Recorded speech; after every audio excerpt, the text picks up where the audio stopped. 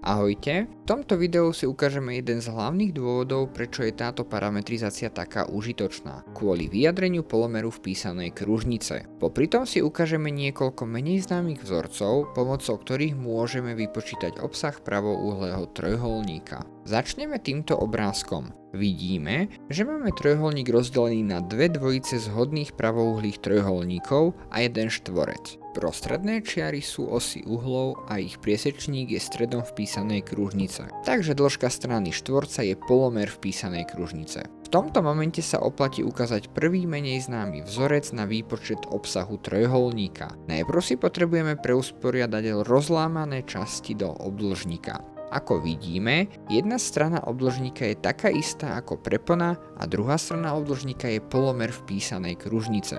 Obsah obdĺžnika teda bude C krát R. Z pôvodného trojuholníka nám ale ostal štvorec. Ak chceme vypočítať obsah celého trojuholníka, musíme teda pričítať obsah tohto štvorca, čiže S rovná sa C krát R plus R na druhú, čo môžeme upraviť vyňatím pred zátvorku na S rovná sa R krát C plus R. Takto sme získali prvý menej známy vzorec pre obsah trojuholníka. Vrátime sa ku pôvodnému obrázku. Z tohto obrázka si môžeme odvodiť aj vzorec pre polomer vpísanej kružnice pravouhlého trojuholníka. Máme tu znázornený aj polomer vpísanej kružnice, preto ho treba prepašovať aj ku samotnej dĺžke odvesien. S využitím zhodných trojuholníkov rovnako prepíšeme aj preponu. Ďalej budeme potrebovať obvod, čiže A plus B plus C, ktorý si prepíšeme práve pomocou strán, ktorých sa nachádza polomer. Prepísaním do obvodu máme novú rovnosť, z ktorej potrebujeme vyjadriť polomer. Viete, čo je vtipné? Často sa uvádza ako ukážka nejakej rovnice A plus B rovná sa C plus D. Ľudia ale nevedia, že toto je oficiálna rovnica, ktorá platí v pravouhlom trojuholníku. Keďže priemer kružnice označujeme ako D, stačí rovnicu upraviť. Dvakrát polomer nahradiť priemerom a máme hotovo.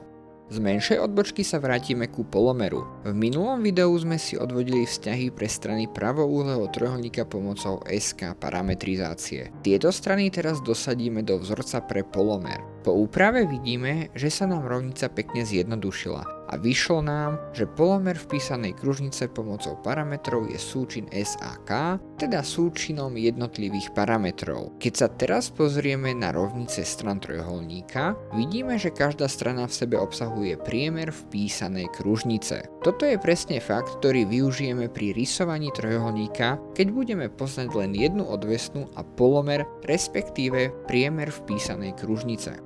Sľúbil som ale viac vzorcov pre obsah pravouhlého trojuholníka. Dáme si teraz jeden pomocou parametrov. Využijeme na to druhé vyjadrenie. Obsah trojuholníka všeobecne vypočítame ako súčin strany a výšky na túto stranu, čo predelíme dvojkou. Keďže máme pravouhlý trojuholník, výška je súčasne druhá odvesná, teda obsah je súčin odvesien vydelených dvojkou. Dosadíme naše vyjadrenie odvesien a upravíme. Keď teraz vhodne roznásobíme zátvorky S-kom prvú a K-čkom druhú, dostaneme rovnicu S rovná sa S na druhú plus SK krát SK plus 2K na druhú. Keď sa pozrieme na zátvorky, sú to presne odvesny pravouhlého trojuholníka, ktoré sú ale zmenšené o polomer vpísanej kružnice. To môžeme prepísať, čím získame druhý menej známy vzorec S rovná sa A minus R krát B minus R.